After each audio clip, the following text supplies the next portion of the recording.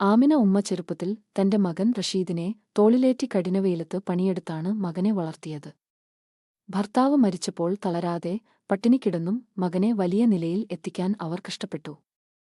ഒരമ്മയുടെ കണ്ണുനീരിൽ നിന്നാണ് മകന്റെ പുഞ്ചിരി വിരിയുന്നത്. പക്ഷേ ആ പുഞ്ചിരിക്ക് പിന്നിലെ വേദന മകൻ മറന്നതല്ല. റഷീദിന്റെ മുന്നിൽ ഭാര്യ സൽമ അഭിനയിക്കുകയായിരുന്നു. അവൻ കരുതി ഭാര്യ നല്ല പോലെ ഉമ്മയെ നോക്കുന്നുണ്ടെന്ന്. റഷീദ് ഇന്ന് വലിയൊരു ബിസിനസ്സുകാരനാണ്. വലിയ വീട്, കാർ.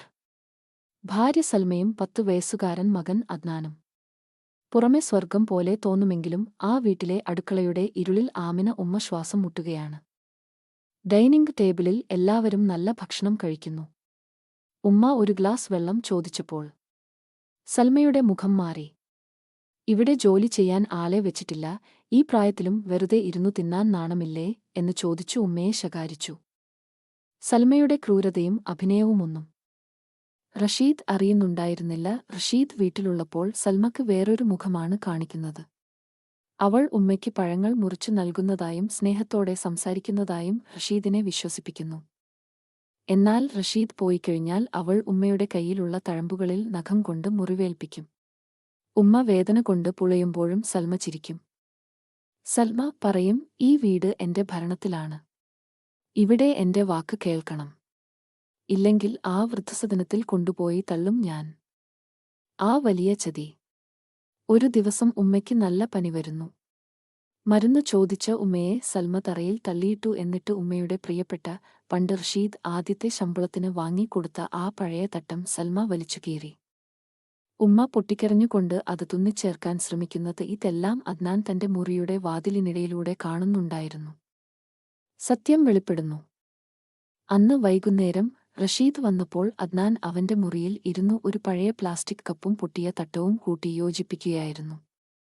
റഷീദ്, എന്താ മോനെ ഇത്? അദ്നാൻ, ഉപ്പാ.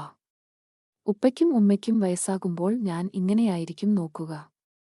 ഉമ്മൂമ്മയെ ഉമ്മ നോക്കുന്നത് ഞാൻ കണ്ടല്ലോ.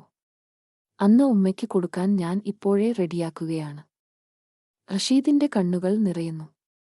അവൻ വേഗം അടുക്കളയിലേക്ക് ഓടുന്നു. അവിടെ തറയിലിരുന്ന് പഴകിയ കഞ്ഞി കുടിക്കുന്ന ഉമ്മയെ അവൻ കാണുന്നു. സൽമ ഉമ്മയെ വീണ്ടും ചീത്ത പറയുകയാണ്. റഷീദ് അവിടെയെത്തി സൽമയുടെ കൈയിൽ പിടിച്ചു മാറ്റി. റഷീദിന് മനസ്സിലായി സൽമ ഉമ്മയെ ഉപദ്രവിക്കുന്നത്. റഷീദ് സൽമയോട് ആക്രോശിച്ചു, നീ ചെയ്യുന്നത് എന്റെ ഉമ്മയോടല്ല, നിന്റെ മകൻ പഠിച്ചുകൊണ്ടിരിക്കുന്നത് നിന്റെ നാളത്തെ വിധിയാണ്. അവൻ സൽമയെ വീട്ടിൽ നിന്ന് പുറത്താക്കാൻ ശ്രമിച്ചു. എന്നാൽ ആമിന ഉമ്മ വിറയ്ക്കുന്ന കൈകൾ കൊണ്ട് മകനെ തടഞ്ഞു. മോനെ, വേണ്ട. അവൾ എന്റെ മകളാണ്. അവൾക്ക് അറിയാത്തതുകൊണ്ടാണ്. അവളോട് ക്ഷമിക്ക്. താൻ ഇത്രയും ഉപദ്രവിച്ചിട്ടും തന്നെ മകളായി കാണുന്ന ഉമ്മയുടെ കാൽക്കൽ സൽമ വീഴുന്നു. അവളുടെ അഹങ്കാരം കണ്ണുനീരായി ഒഴുകി.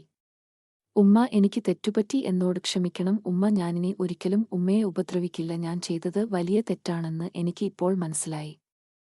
എനിക്ക് മാപ്പ് തരണം ഉമ്മ. വേണ്ട മോളെ, നീ എന്റെ മോളാണ്. എന്റെ പൊന്നു മോനെ കൊണ്ട് ഞാൻ നോക്കി നിന്നെ കല്യാണം കഴിപ്പിച്ചത് നിന്നെ എന്റെ മോളായി കണ്ടിട്ടാണ്. എനിക്ക് നിന്നോട് ഒരു ദേഷ്യവും ഇല്ല. നമുക്കെല്ലാവർക്കും സന്തോഷത്തോടെ ജീവിക്കാൻ അല്ലാഹു തൗഫീഖ് നൽകട്ടെ. ഈ വീഡിയോ നിങ്ങൾക്ക് ഇഷ്ടമായെങ്കിൽ ദയവുചെയ്ത് എല്ലാവരും ലൈക്ക് ചെയ്യാനും സബ്സ്ക്രൈബ് ചെയ്യാനും ബെൽ ഐക്കൺ അമർത്താനും കമന്റ് ചെയ്യാനും മറക്കരുത്. ഇനി നമുക്ക് അടുത്ത വീഡിയോയിൽ കാണാൻ തൗഫീഖ് ചെയ്യട്ടെ. നാഥൻ നല്ലൊരു കഥയുമായി വരാം.